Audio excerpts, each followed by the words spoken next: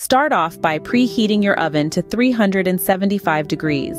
As the oven warms up, bring a pot of water to a rolling boil. Add 2 large sweet potatoes, diced, into the boiling water and cook until they turn tender. Then drain the water. Lightly mash these sweet potatoes and season them with a pinch of salt and pepper.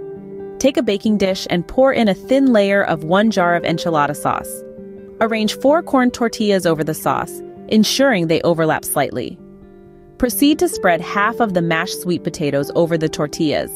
Layer half of 1 can of black beans over the sweet potatoes. Follow it with a generous drizzle of enchilada sauce and a sprinkle of 2 cups of cheese. Now it's time to build the next layer. Another layer of tortillas, the remaining half of sweet potatoes, the rest of the black beans, more enchilada sauce, and another helping of cheese.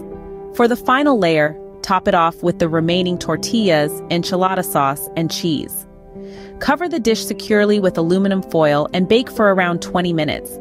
Then remove the foil and bake for an additional 10 minutes, or until the cheese is melted and bubbly. Let the casserole cool a bit before it's time to serve.